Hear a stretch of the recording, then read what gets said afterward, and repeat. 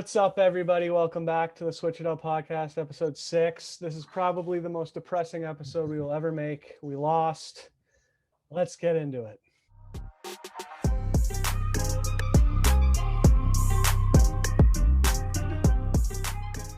The first thing I'd like to talk about is I think after sleeping on it for 24 hours, obviously as a Leafs fan, your first reaction is fire everybody, burn it down, trade everybody. That's your intention. Is obviously as a fan, you're upset about the loss and you want to do everything.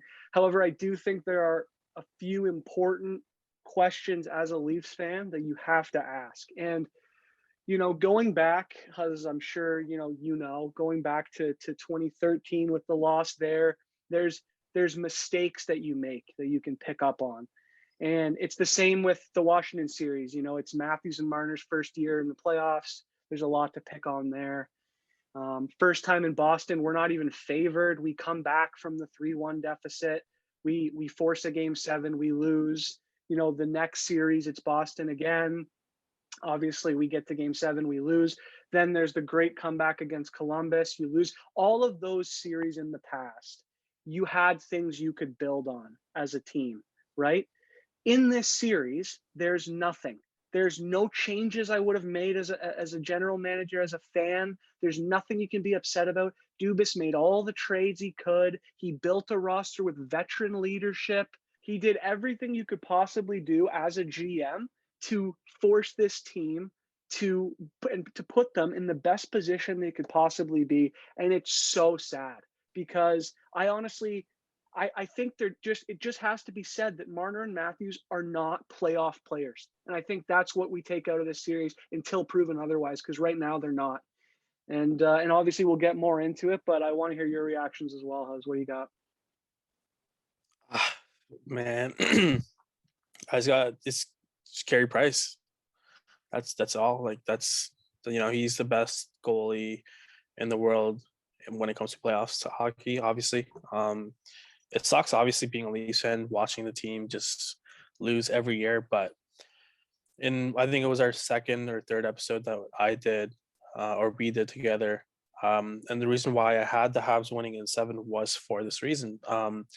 Until the Leafs, prove us wrong in terms of losing or winning a series, I literally will not have faith in them, no matter how perfect their record is throughout the regular season or who's on the team. This is a team where I see them. I just want them to prove me wrong in a way where they go far in the playoffs for once, maybe the third, fourth round. Obviously, the Cup Finals, we'd love to see that as Leafs fans, obviously. But just seeing them, having no effort, literally in game 5, 6, and 7, it just shows the type of team we currently have right now on the ice. So I don't know, man. Like all credit goes to Montreal, 100%. Only reason why is because they outperformed us. Simple as that. The goalie battle was great between Campbell and Carey Price. I think both goalies were terrific throughout the series. The only difference was the Habs players just had more heart, and that's what it really comes down to it at the end of the day. Well, here's the thing, right? And I think what I agree with everything you said. I think that it's all true. The Montreal outplayed us through games. We outplayed them in the first four games. I would even argue the first 5 games. But when it comes down to closing a series, this team just doesn't have it. And I don't even know if it's the team because you change up the roster. I mean, if you look at our roster right now, Morgan Rielly's the only constant. Every other element of the Leafs has changed at some point or another. It's different goaltending. We've had Reimer, Anderson, and now Campbell. So that's changed. We've had our defense has completely changed. We've had different forwards.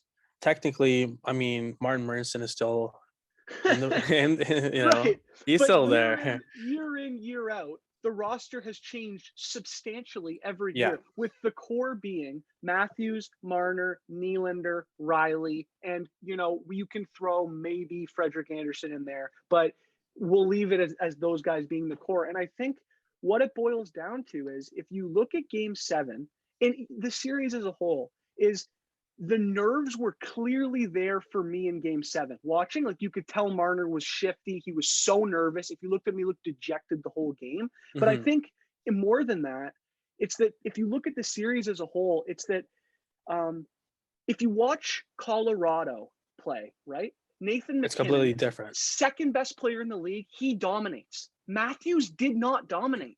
Like, for as good of a player as he is, and for as good as a player as he's supposed to be and has been in the regular season, he didn't give us 30% of what he was the regular season.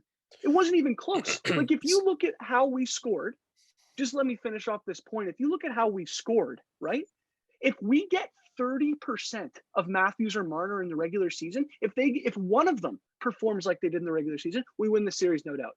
No doubt. Matthews had 1 goal in 7 games. He didn't have a stretch like that the entire regular season. No, I do like agree completely with the point you're making with Matthews not scoring the way he did in the regular season in the playoffs. But you do have to look at it in a way where Matthews led both teams in shots throughout the 7 games. I think he had like 40 or 42 shots throughout the whole series. Obviously, he's just scoring the one time in game 3, I believe it was, or game 2, I can't remember now. I mean, like the only reaction to that, or the only thing that I can explain is, again, like what I said earlier, it's just Carey Price. Like, that's the only explanation I can kind of come across or give for Matthews not scoring the way he did in the regular season, because scoring chances wise, he had the most in the whole series, both teams Well, combined. here's the thing, right? And I think it's different because when you watch Matthews in the regular season, it's the regular season and the playoffs are different. There's more physicality in the playoffs, obviously. It's a different, everything is much closer. The every little bounce matters that much more, and teams sort of adjust on the fly to how you're playing, and the coaches make matchups far differently, as you know. But the thing with Matthews is that he never dominated. He got scoring chances, sure, he got shots, but they weren't quality. Like, I can think of maybe 4 quality scoring chances he had the whole time. I saw Hyman get robbed by Price countless times, maybe 8 to 10 times. I saw Marner get robbed a few times, but that's a whole different story because Marner played horrendously the whole series. But Matthews, he never got robbed. It was never a taken away situation. He had shots. I don't know if I would call them opportunities. Like with him, it's you are right in a way. But the thing is, the whole narrative could have been changed if he did score a couple more goals on those shots, then it'd be like Matthews dominated, right? So I it's don't even all. think that's domination though. Like I mean, well, in terms of scoring wise, right? If he scores 6 goals in 7 games, then obviously that's domination. But it's the same shots that he had, right? So it's just Price was better person at the end of the day. Yeah, but you're watching the same games I'm watching, right? You watched him on the ice, and if those shots go in, I still don't call it domination. Like, he didn't look like Matthews. Like, he didn't look like he was a force to be reckoned with. The only person on the Leafs roster the whole series that I thought was a force every time he touched the puck was William Nylander. And I don't even think it was a situation where it was goals. It was just he looked really good every time he touched the puck. And no one else looked like they were dominating a series. And Matthews, for getting paid what he's getting paid, exactly the same with Marner. They have to look like they did in the regular season, or they're never going to get it done. Yeah, no, I do totally agree with that. It's just shit happens, and you move on from it and focus on next year. Obviously, it sucks saying that every year. Well, that's the thing. But we're hoping that one year it changes. So we'll see what happens with them next year and how the team kind of changes around. Well, this is the thing, right? Is I think, as I said before, is after having slept on this for 24 hours, you can't say burn it to the ground. You can't say, trade everybody. But changes have got to be made this season. If I was, to be honest, shocked they weren't made last season with the way that the Columbus breakdown happened. But this is far worse, blowing a 3-1 series lead to a team that we were better than for 55 games. So, you go 7-2-1 against them. You're the best team in the North, and then you lose to a team who you outscored, you outshoot, you outchance the entire series, and then it just comes down to a mental game, and you lose it. And so, what I think happens, and I mean, maybe this is my take, is I honestly don't care what the Leafs do this offseason. I don't want them personally to trade Mitch Marner. I think you don't win in this league by trading 95-point players. But if they do, so be it. You know what? It's justified. It's justified. If they trade Marner, if that was his last game as a Leaf, so be it. You move on. Hopefully, you're never going to get a player as good as him in return. but hopefully you get a bunch of your assets back, you get some cap space, you're able to divide what he was amongst a few other players who can then maybe put it together in the playoffs. The other one, obviously, the big X is Dubas. Does he come back? He's arguably general manager of the year. Do they bring him back? Do they let him try and fix this mess? We don't have a first round pick. We don't have a second round pick. We don't have a fourth round pick. It's a disaster as it stands right now. So So, I don't know whether they let him come back. I would bring him back, and the only reason I why would I would too. bring him back is obviously with the transactions that he's made. Just since I want to say just this year, but since he's been Sure. our GM, they've been phenomenal throughout every transaction. He hasn't lost a trade. He hasn't really lost any pickups that he's made. Everything's been helpful towards the team. At the end of the day, it comes down to the players, and I wouldn't even Yeah. say it comes down to the coach, because Sheldon Keefe did everything in his willpower to get the boys going, and it just didn't work out in our way. I don't know about the thing is with Keefe, the only thing I would say is just that he was out coached in terms of he didn't switch anything from games 5, 6, and 7. He didn't change the power play. He didn't change the penalty kill. He didn't change the way they were playing. Montreal switched completely in game 7. They let us take it to them, which was a very strange situation. And they sat back and, waited for their chances. As Keefe said in his press conference, that was the first time they had made a drastic play style change, and Keefe didn't adjust to it, and that's what he said cost them the series or the game in game 7. So for me, I wouldn't blame Keefe either. If they fire him, do I care? No, it's justified. If they fire Dubas, do I care? It's justified. Do whatever you have to do as a franchise to change things around and get a culture change. Because if it's not Dubas and it's not Keefe, then it's one of the core.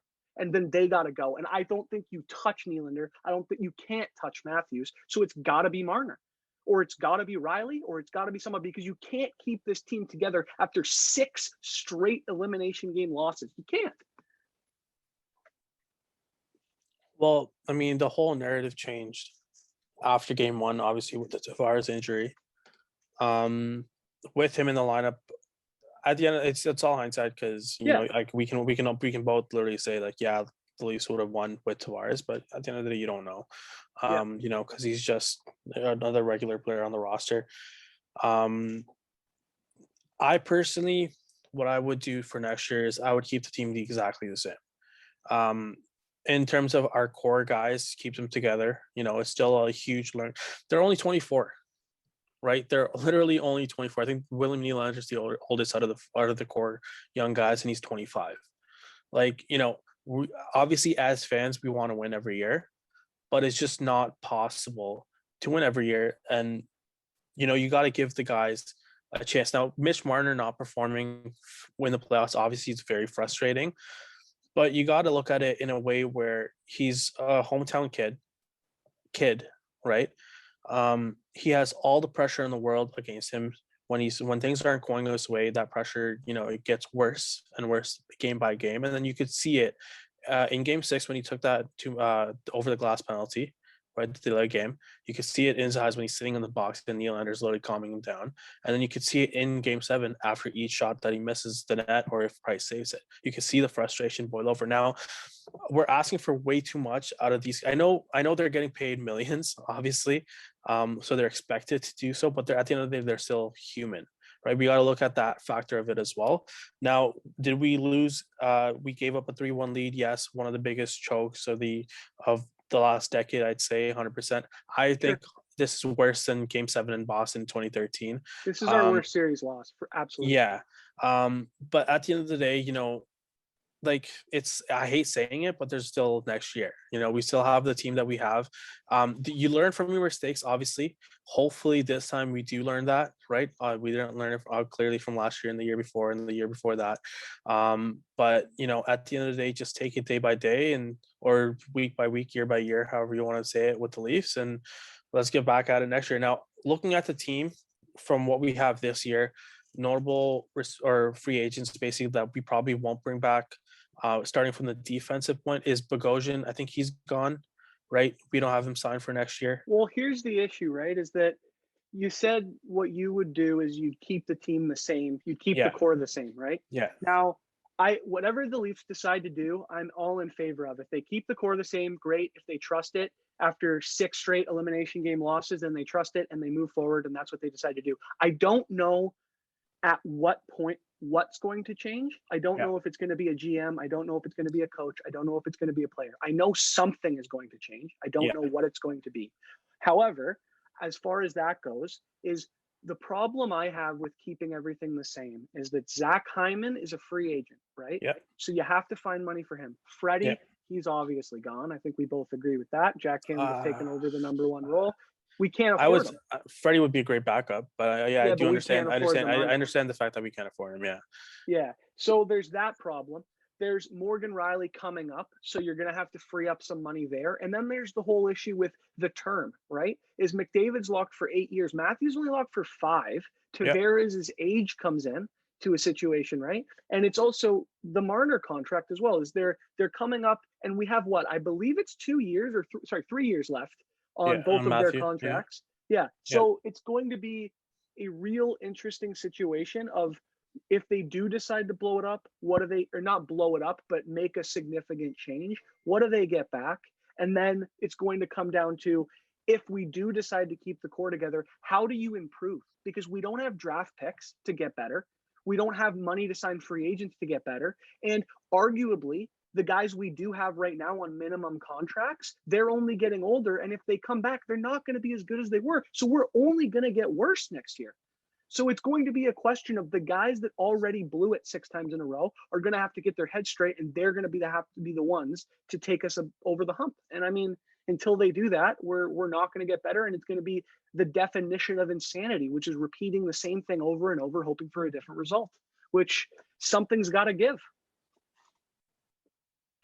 Yeah, I do. I mean, I just don't like the idea of getting rid of, Nylander or Marner or even Riley at this point, or Tavares. You can put a big question mark with him as well with his health.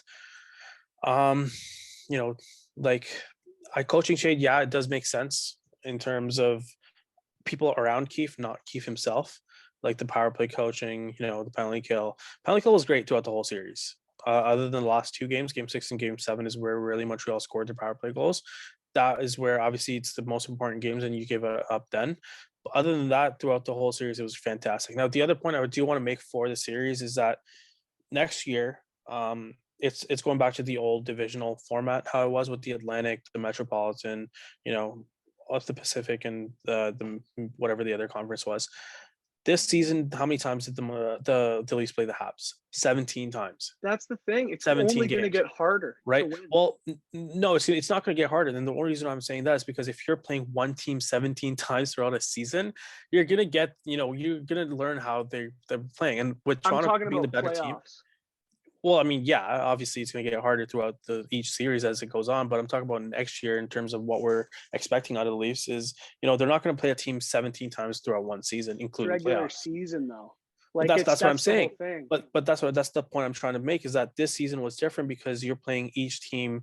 In every other division, it was 8 times, whereas in the North Division it was 9 or 10. And Toronto played Winnipeg and Montreal 10 times each. Right, Montreal playing the first round. They played them 7 times, so that's 17 games throughout the whole season. Now, with 17 games played, obviously Montreal will understand the type of game they're playing. Now, you don't go. I'm the one who's always saying regular season completely different than playoffs. But Toronto just didn't adjust to the way Montreal was playing throughout the series, at least for game 5, 6, and 7. Because if you look at it, Toronto didn't have a lead after game 4 at all in the series. Yeah. In a game, right? Yeah. Game 5, Montreal went up 3-0. We tied it, lost in overtime in the first minute. Brutal giveaway. Game 6, down 2-0. Came back, tied it 2-2, lost in OT. And then game 7, obviously lost 3-1. Didn't have a lead at all again through that game. Here's the thing, right? Is I think as far as it goes with coaching, as far as coaching is concerned, if you fire Keefe, you almost have to fire Dubas because GMs rarely get more than 2 coaching hires. I don't think you're gonna. Keefe was Dubas's guy. I don't think you're gonna get rid of Keefe and not get rid of Dubas. I think it's almost too early to get rid of Keefe. He's only had 2 years, but again, it's been the exact same result with every coach. So I think the question I have for you is looking at this year for me as a fan is I can see every other massive playoff defeat we've had. I can see where we went wrong. I can see something that needed to change throughout the season. This year, apart from John going down, which is obviously a big loss, you can't blame the series on that. But obviously, it's not ideal losing your Injuries captain. do take a huge part. Like we lost Muzzin as well, right? For sure. Yeah. But like So my question for you is like me as a fan, I see we had veteran leadership in Spezza, Thornton, and Bogosian, who I mean, Simmons as well. We had a lot of veteran leadership. We had great defense. We had a Rocket Richard winner, a top 5 player in the league, a goalie who had a 937 save percentage and set records in the regular season. What do you see as what would we have changed throughout the regular season? What would you have changed if you were Dubas? What would you have done differently? Because I don't think there's one thing we could have done differently. He even loaded up at the deadline. He gave up a first for Foligno. He did everything we could do. Like I don't know if I would have done a single thing differently. I agree. I totally agree. There's nothing like there's nothing Dubas could have done to make this team better than how they were this year. But sometimes, you do run into a hot team or a hot goalie in terms of playing hockey in the playoffs, and that was obviously Carey Price. And I'll always say that because, yeah, all credit goes to him. But at the same time, coming into the series, Montreal had nothing to lose. So when you play a team that is just playing to play, there's no pressure on them, have nothing to lose. That's when it's really scary. Yep. Because you don't know what to expect. And that's what we saw in obviously, game 1 with the shorthanded goal that led to a game-winning goal. And then the rest of the series, Toronto won 3 games in a row, obviously. And then you could see it watching from your house or wherever you're watching from that, the players literally just let up the rest of the series. Yeah, They took their foot off the gas. Whereas in Montreal, obviously they're hungry for a win and they took it one game at a time. One game at a time, one period at a time, whistle to whistle. That's how they played hockey, and that's how, or what Toronto should learn for next year is that they need to really play to the end of the whistle, to the end of the game, and really not just let up. Because this is the thing, right? We're fans of this team. We've watched them now lose Game 7 to Boston. The whole thing was, we'll figure it out next year. We're young. We can get this through, whatever. Then it's Game 7 again. Well, obviously we didn't come out to play in Game 7. We lost 5-1, massive defeat. We'll get it together. Then we go up against a team like Columbus, which, then you're thinking, well, we're better than them, right? And then we go down 2-1, and you're like, what's happening, right? We don't understand how we can be down 2-1. We're a better team than them. We're healthy. We manage this comeback, and then we lose to them. Well, we don't even score. And then we think, well, we lost it. We got to come back next year, right? Then we go up 3-1 now against a team that everybody and their brother and their grandma and their sister and their cousin knows that we are the better team. We went 7-2-1 against them. We were the top of the division. Obviously, the coaching situation comes into play, but everybody knows we're the better team going in. We blow the 3-1 series lead, and here we are sitting again, talking as fans about how we're going to come back next year and it's going to be better and it's going to be fine and they're going to figure it out. I don't think that's true. I think that something about the pressure on these guys that this fan base and this franchise puts on them is not something that they're built to overcome, because you don't lose 7 elimination games in a row as a franchise without something happening. It's just the law of statistics. And so I think whatever Toronto decides to do to change it, to remedy, I'm on board. To me, the situation is only, you have to free up cap and you have to make a significant change to the dressing room. How they choose to do that, whether it's coach, GM, player, I'm going to leave to them, but it's just debilitating. And I think a lot of this is us just getting our frustrations out as fans, because it is horrendous. No, for sure. I really do like the point that you just made where the fans would, get onto the players. That's where I feel like as fans, we need to do a lot better. If you saw, well, yes and no. It's sports, but we need to understand that it's the human factor, right? They're still kids at the end of the day. Now, if you saw Marner's Instagram yesterday, like people are going crazy. Man, if you go to a player's Instagram and you comment crap on their Instagram page, you should be put on a no-fly list.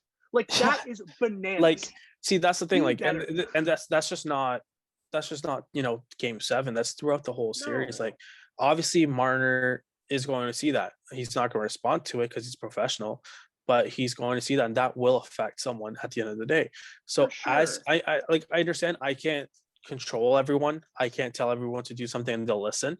But at the end of the day, you do need to be better than that. Be more supportive of the players, and maybe you'll see a Couldn't agree different result. more. But we can't control that. So obviously, Yep. people are passionate and they want to voice their opinion, so they choose to do that. But it's just wrong at the end of the day. I The couldn't agree guys don't more. deserve that. Yeah, they're underperforming, but we're the ones that need to help cheer them up and get them to perform, because Yep. that's a motivating factor for these players. So if we're not going to do that, then we shouldn't expect anything out of it as well. I agree. And I think that, I saw a stat yesterday that since the last time the Leafs won a playoff series, there has been 215 different players that have played for this franchise, which is absolutely crazy to think about that. And I think whether it's before Instagram, whether it's after Instagram was invented, we haven't won, whether it's us putting too much pressure on the players as fans, whether it's, Marner feeling it in his head. I've never seen somebody in a game.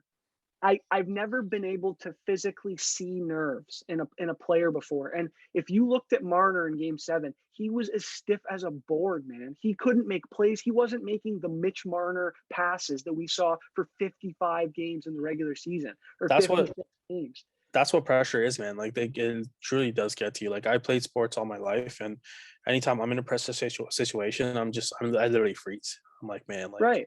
But you're and like paid $11 million to not freeze. That's the moment, that right? is That's why you're getting paid $11 million. So something's got to change with that then. Because if he's freezing, then that's just not what you want to build your team around. yeah. And I guess at that point, it sucks, but I guess you do move on from it. In terms of with the player, but I personally would hate to see Marner leave. I agree. I love the kid. Matthews, obviously, he's definitely staying. Yeah. And then Tavares as well. He's a great leader on the team. Nylander, literally the best player on the ice this playoffs. I think Right? Tavares is an untradeable contract. His age, the cap hit, I think as good as he is, I think you'd have a lot of trouble getting any type of value back for him. Nylander, I think, is almost untouchable the way he played in the playoffs. He was not the problem. No. And so for him, I think you have him on a great contract. It's $7 million or just under. It's an incredible contract. He is almost untouchable. I think the really only guy you can move if you're going to move a player with any substance behind it and any cap value situation is a Mitch Marner. But again, I don't know in this league if I can name another player who scores 90 points consistently, who a franchise has traded and who's gotten better. I don't think it's possible. Yeah, no, I So, totally do agree with you. I think it's more of an atmosphere change at that point, or changing the whole way the dressing room is in terms of that trade. I personally don't see it happening. I don't want it to happen.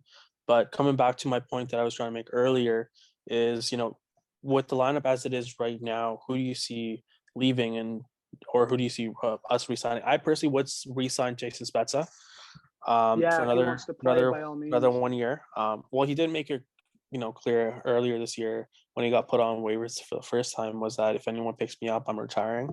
The Yeah, only team I want to play for is the Leafs. So if we can bring him back for another leagueman deal, 100% bring him back. He was great by for all us means. throughout the Yep. whole season and the playoffs as well.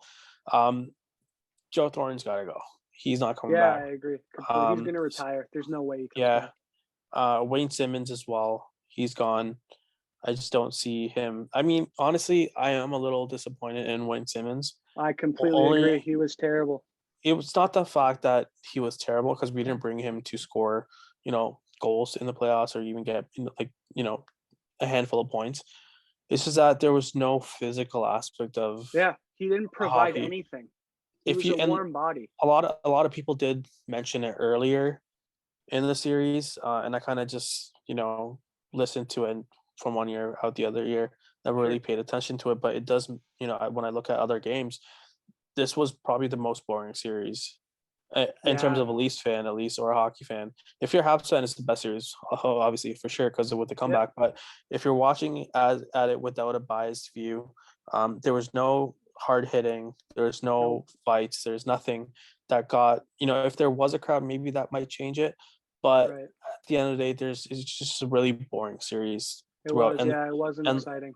And the game 7, like we were watching it together, your mom, and she literally said, like, I'm bored, like I don't want to watch the rest of this game. And it's Yeah, just the it first was. period. So, If you're not a you know, fan, it was a terrible hockey game to watch. 100%. Yeah. So I don't know, like I don't know, we lost. Like simple as that. Like I don't know what else to say. That's about how it is. I'm very interested to see what changes happen in the regular in the off season, how we come out next season as fans with Hmm. any sort of hope without a major change. Like Yeah, I don't know.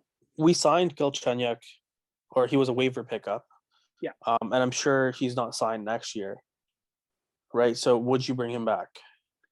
Yeah, I mean, he played well Yeah, enough to the point where I feel like he's absolutely a roster player. So yeah, I think the big change will be Nick Robertson is absolutely slotting in somewhere next season. I don't know if yeah. he takes Engvall's place. He was very interchangeable. Riley Nash's gone. Nick Foligno's gone, obviously. We'll see. I mean, I honestly I saw a tweet saying Nick Foligno is going to do his post series presser on his in his car on his way back to Columbus. So we'll see how that goes. That's But funny. I honestly at this point I'm ready to see what Dubas does and or whoever the GM is and what they do in the off season because I honestly don't know where I would even start. No, that's totally for sure. I guess we should kind of move on. Yep.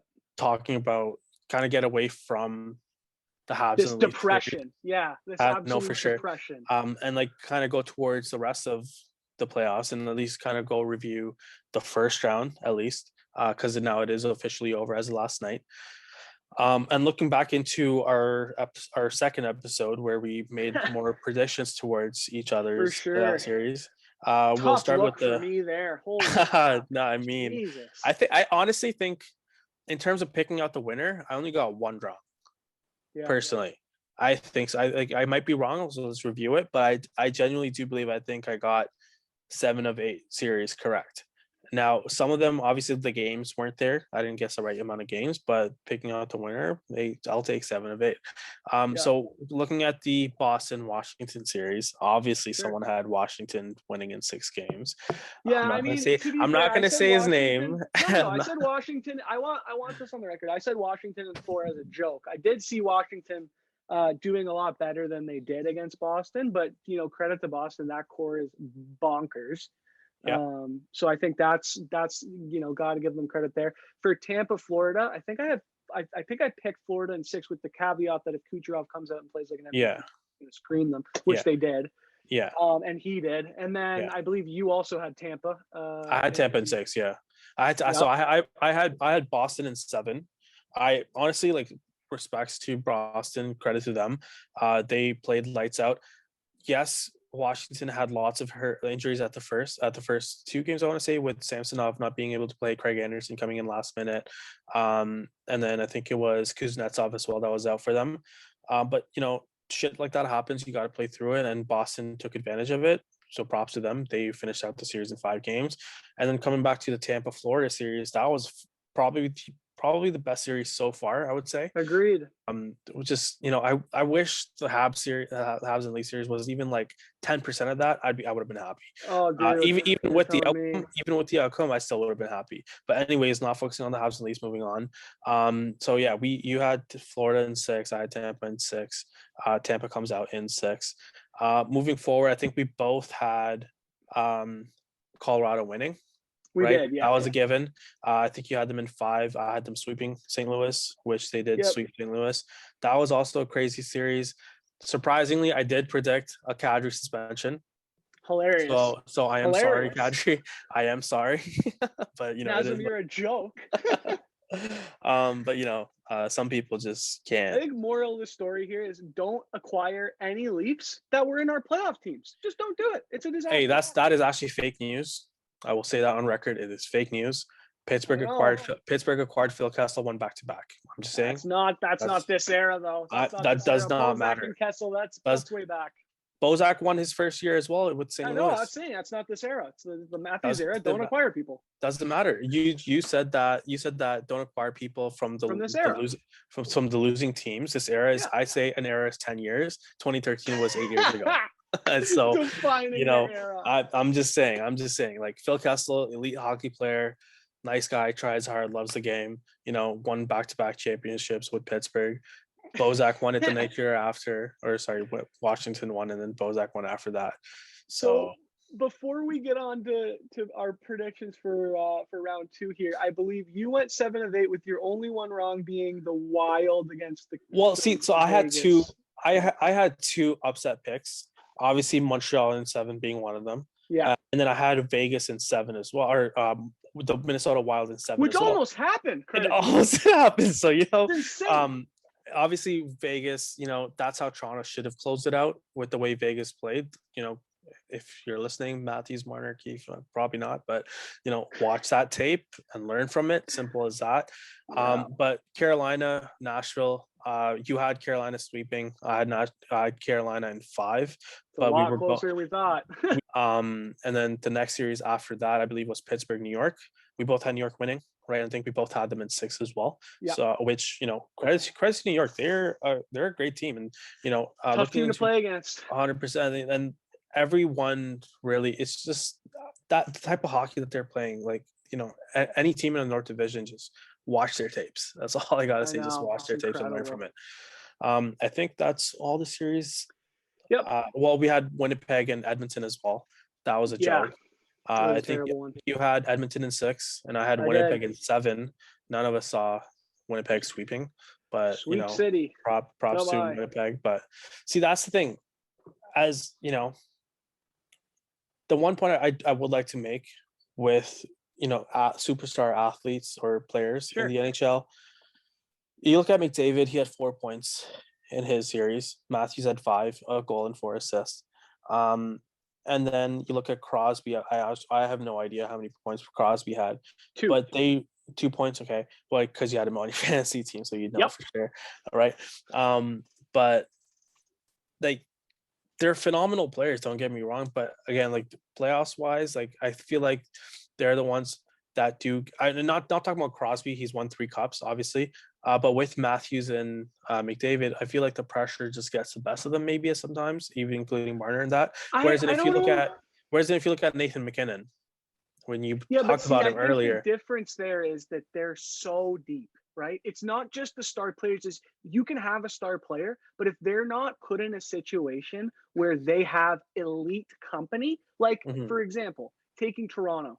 Matthews and Marner did not have elite company apart from the fact that John Tavares went down, right? If Tavares is there, our depth is so much deeper than what we currently had. And so I think you don't provide them with elite company, they're going to fail. Now, it's different with the Leafs because they've choked for so long. I think a lot of that's mental. But if you're looking in terms of Washington, Ovechkin, he gets provided with elite company, they get over the hump. Colorado, McKinnon, Rantanen, and Landeskog. Then you go their defense, Makar, the goalie, Grubauer. It's elite company surrounding them. McDavid, nobody. He's got Draisaitl and nobody else. Hey, so that's the Tyson thing. Berry, I think elite company. Tyson Berry won Norris of the year. Yeah, sure.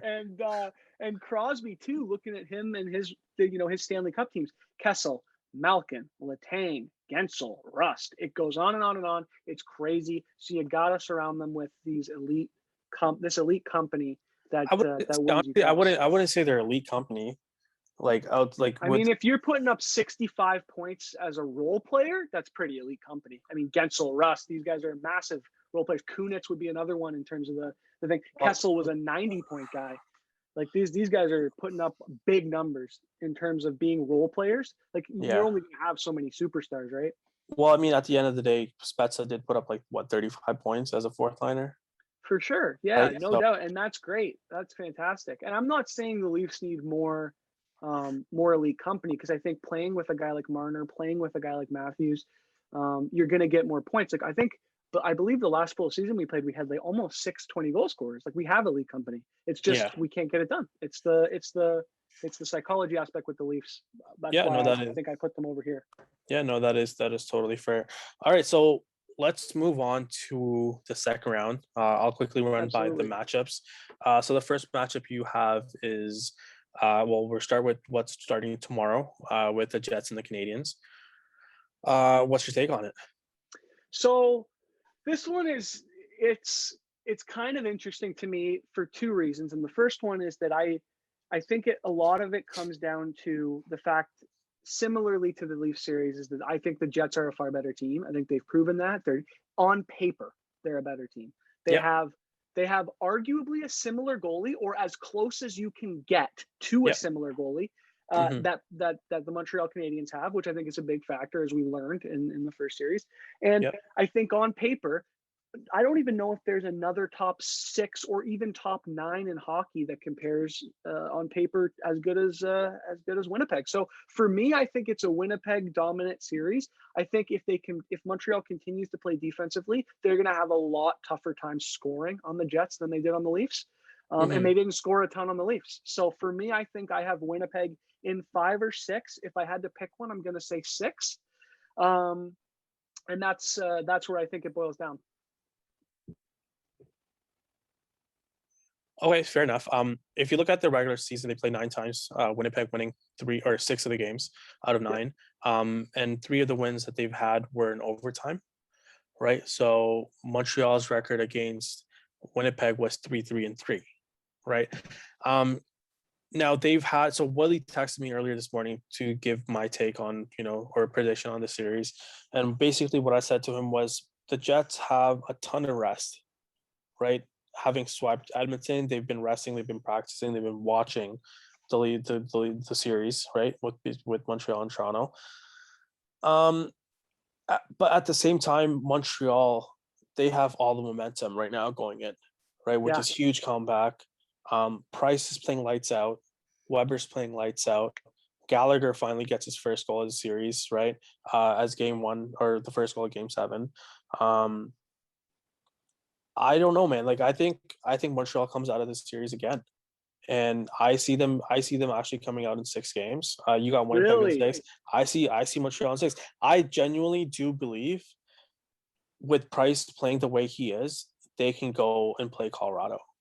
No And or chance. that's my take in Colorado series. You said Ace. Trust me, like I'm riding Montreal.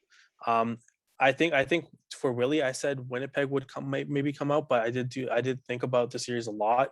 Saw the records throughout the seasons as well, and how they played against Toronto, especially just the last 3 games. If they can beat Toronto 3 games in a row, come back 3-1, they can beat Winnipeg in 6 games.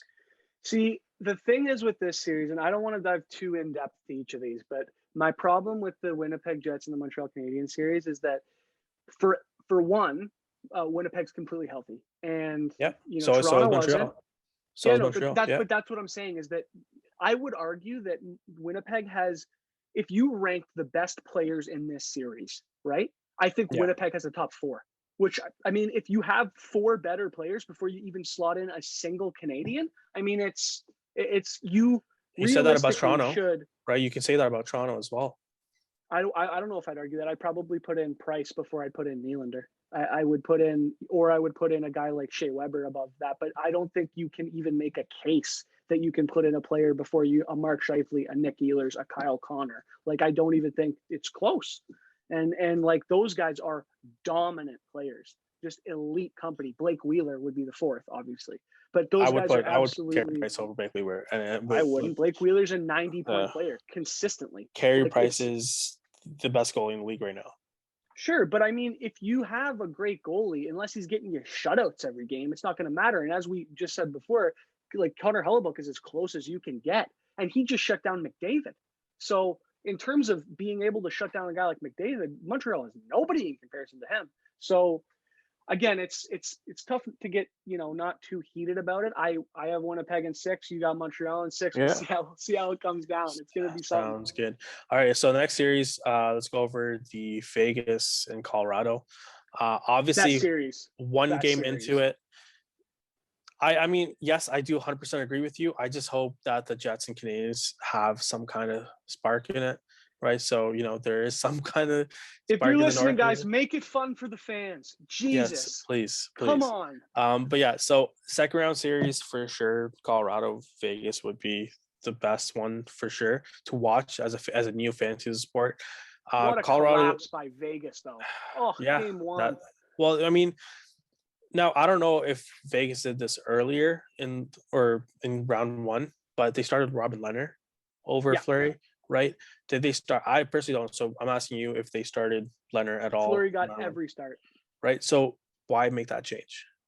Well, I think to be fair, right, is I don't think it really would have mattered. I think it would have been 5-1, maybe 6-1. I mean, they finished 7-1. I don't see I agree. Fleury But stopping many of those, but at the same time, it's so as a player standpoint, when you know, or especially as a defenseman as well, when you know that there's a different goalie, you play a different way, yeah, right? So if with Fleury, I didn't watch the game, to be honest with you, so I can't say right. much about it.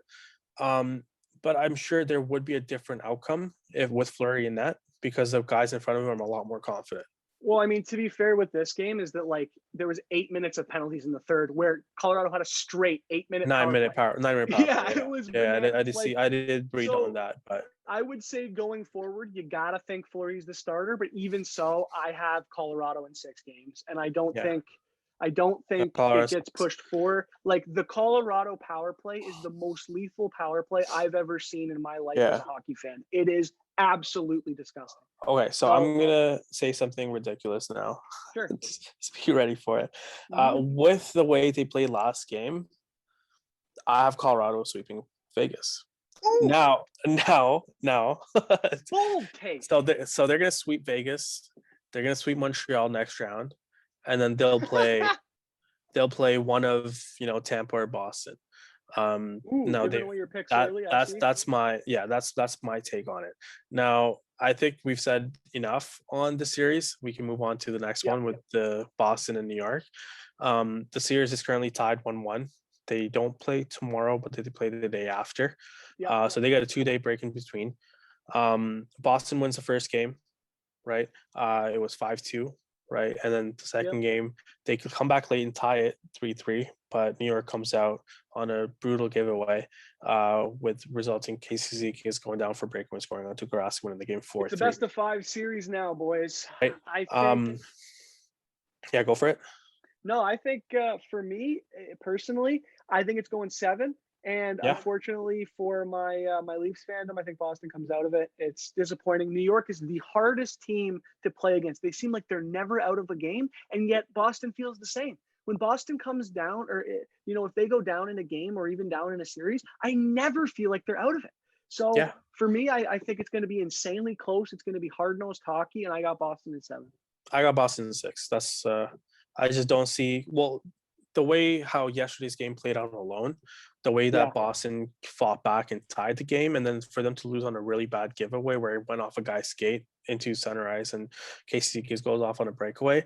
If that doesn't happen, I do see Boston winning that game as well and going up 2-0. But obviously that's not the case. It's tied if 1-1. ifs and buts were candy and nuts, Yeah, we no, all have a exactly. great day. 100%. But yeah, I just don't see New York because the next two games are in New York, and I see Boston winning one of the two, right?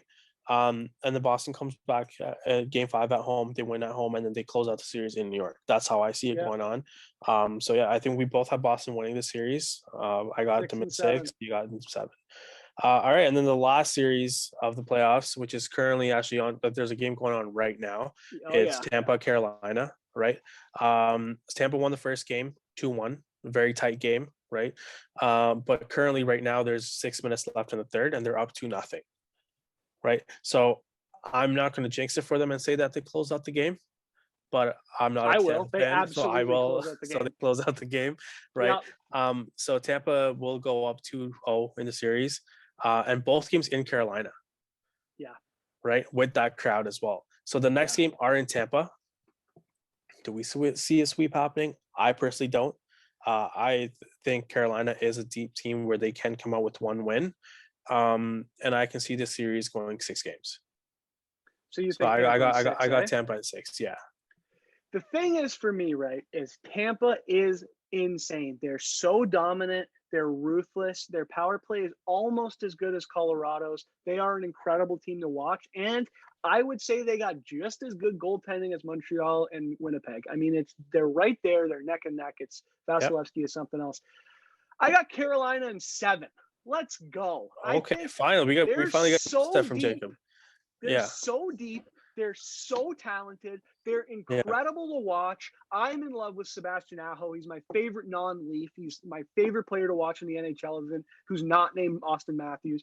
I love this team, and I think if they can just get their heads together, the only thing they're missing is they don't have good goaltending. And Nedeljkovic was incredible the whole season, but that's the regular season, not the playoffs. And so he's unproven. It was 17 games. I don't think he was given enough time. And I think that's where they're lacking. And that's probably what's going to cost them the series. I mean, everybody probably has Tampa coming out. I want to make things interesting. I love Carolina. I got them coming out in 7. I think it's a long shot, them being down 2-0 right now, but I love their team, and I think anything's possible. It's why they finished first in the division. Awesome. So that's actually, great take. You got Carolina in 7. I got Tampa in 6. You have. I was just licking his lips to come back in 2 weeks' time and rub it in my face that I took Carolina in 7. If that happens with Montreal beating Winnipeg, I don't care if it's 6, 7, or whatever. If Montreal beats Winnipeg, I'm buying a Cole Caulfield jersey. I'm doing it. Why? I'm doing it. I'm not just because I got to back Montreal now. It took them twice. And if they come out twice, buy a Cole Caulfield jersey. He's elite. The guy's elite. Montreal comes out. He's Montreal's elite midget. He's 4'9", but that's besides the point. Yeah, he's not 4'9". He is absolutely 4'9". You can't argue with facts. Yeah. The problem. So you're gonna buy a Cole Caulfield jersey if they come out. Okay, yeah. I'm gonna keep. Actually, you know what? So here's the thing. Honestly, hold me to it. I'll be happy. It's either Carey Price or Cole Caulfield, one of the two. Definitely not buying Gallagher. As a Leafs fan, having a Habs jersey in your closet is a complete disgrace. Absolutely disrespectful, and I'm shocked and appalled. Okay, so a second take. If Boston wins the cup, I'm buying a Marchand jersey. Why? What is wrong? I have to. Well, you know about my jersey collection. I gotta add to it. Simple as that. If somebody understands where Huzz's Leafs fandom has gone, give me a call. Hit my line up. I'm telling you, I literally have no faith in this team. And so here's the thing. Hit some harder than others. People. So honestly, here's the thing. Obviously we watched Game 7 together. You were a wreck. I was calm as hell. The reason why I'm staying so calm is when you expect nothing out of something you love and you get nothing, you're not surprised. Sure. Right? Those are wise words from us, FYI. So when I go into this series expecting them to lose and they do lose, why should I be upset about it? Am I disappointed? 100%. But why should I be upset about it when I know that's going to happen? Curing all Leafs fans. What can I say? Worldwide. What can I say? It's incredible stuff. So I did post on my Instagram. I quickly said it was a really late post, and I said, that we're recording a podcast at 9:30 today. And if you got any questions, ask away. Post it on my personal Insta and our Switch It Up podcast page, right? So we do actually have a couple questions from some people. So I'll quickly open up our Instagram page, and I think I saw one question. It's from Spencer Belton. Okay. And what he asked is, what are your thoughts on trading Marner for Seth Jones? See, I was going to bring this up earlier, and I'm fascinated, and I thank Spencer for the question. For me, I hate Seth Jones with an absolute passion. I do a lot of looking into analytics, and he is an analytics nightmare. He's actually underperforming. The hockey fans and the hockey people who watch with their eyes love this guy. He logs 28 minutes a night. He's a right shot. He scores. He's a shutdown defenseman who can play against the top pair or the top line of any team. For me, as a fan and as a Leafs fan specifically, I don't think Dubas touches Seth Jones with a 10-foot pole. No. And that's because he's Mr. Analytics. See, I agree with you as well. I would never do that. Now, let's say that, I have to pick one person off of Columbus if I'm doing a trade. I wouldn't pick Seth Jones. I'd pick Zach Werenski over Seth Jones 100%. Yeah. If I'm doing a trade with Columbus and that's my only option and I have to get rid of Marner and I have nothing, no other choices, I'm taking one defenseman off that team, and it's Zach Werenski, not Seth Jones. Yeah, I appreciate the question, Spencer. And you know what? Fantastic hockey trade. I think if it were to happen, I mean, it's a hockey trade in and of itself. But No. if Dubas is still in charge with the Leafs, that would break down worse than Hall for Larson. So I'm gonna pass Yeah, on that one. 100%. And at least For the sure. fan in me says run. Cool. Yeah. So moving on to the next question. Now, this is all on my Instagram. We have Luca asking. Oh Now God. you can already, yeah, there you go. Yeah. So What do we got? Luca asks us, why are the Habs so good? Now let me answer this question. Okay. Go for it. I'll let you take this Two one, words. Huz. 2 points, but 2 words for the first point. It's Carey Price. Okay. I'm jealous that you guys have Carey Price. He's fantastic. He could be Canada's goalie in next year's Olympics. Who knows? But I love the guy personally. He's best goalie in the league. Second point, why I want to say, or why they're so good, is because they are all their players are playing with heart. They want to win, right? They have nothing to lose, and they're all playing for each other. Simple as that. That's why they're really good right now, and that's why I see them beating Winnipeg in 6 games. A very eloquent answer from you, Huz. I'll give Luca a very different and very succinct answer. They're not good. They beat a fucking mental wreck. Happy. There you Oh my go. god! They're about to lose to Winnipeg. Grow up, Luca. I So think there you even have it, you'll Luca. admit they're not. And on top of that, I think that's the last question, unless I'm mistaken. No, there's 2 more actually. Oh, two more. Give Yeah, it we to got me. to. Hey, buddy, come on, now I'm popular here. I'm kidding, I'm not. So Alyssa, if you remember, my friend Sure. Alyssa from McMaster, she asked us, or what she's saying is, how sad are you? Now I'm not sad. Well, I'm not sad. I'm just very you're not sad. disappointed. Classic Yeah, dad of answer. course, of course. So for me, I'm right between like lower level depression and like mid level suicide. Like there's Oh, like a fine line between there where it's like you're so sad that there's nothing you can do. And I'm like eat 30 tubs of ice cream like post breakup sad. That would be like where I would put it right now. so But I here's really appreciate you asking. so here's the thing with me, man. Like, I am obviously sad about it, seeing it over time and time and over, again and again and again and again. But you know me very well, Alyssa. You know me very well as well. And anyone else out there that knows me well know that I don't show emotion at all. Nope. Right. So, like, it sucks, obviously, seeing my team that I watch. I haven't missed a game in like 8 years now. It's crazy. Um, and it just sucks to see them lose. So, am I sad? 100%. Am I going to show that I'm sad? Hell no. Am I disappointed? For sure? And that's where I'll show my disappointment. Simple as that. But I think we're good to move on now to our last question. It's Yeah. from my What do buddy. we got? Yeah, it's from my buddy Ajmal, and he says that it's not a question. He just wants to make a statement out there. Sure. Which I personally, I don't know. I'm gonna let you answer this first, but he says Marner is the DeRozan of the Leafs. You'll never win with him on this team. Buddy, show DeMar a little respect. That is a joke. Oh my God! Show DeMar some respect. So here's the thing, man. Here's the thing. Shit. This guy hates DeRozan with a passion, and I actually got like threats from this guy when I put DeRozan on my Mount Rushmore from our question we had earlier from Give Ethan. me a goddamn break. I do agree with him in a sense where he's like DeMar, where he's just not doing much on the team. But where I disagree with him is that I think we still can win with Mitch Marner, and he's not DeRozan in that sense. Here's the But issue. it's still the funny. only, like realistically, if I'm not joking around, I would say the difference is that DeMar was never a top 5 player in the league, and there's a really good case to be made that Mitch Marner could be or isn't already a top 5 player in the league. I would not put him top 5. Okay, if you're putting him top 5, who are the other 4 this year? Well, this is the thing. I don't think he's top 5 right now. I think he has every ability to be top 5. He's 23 years old. He's a 90 point scorer consistently, and he has every opportunity to be on Matthews' wing for the rest of his career and be a top 5 player in the league, without a doubt. I think. Okay, who would your top 5 players be for the next 6 years?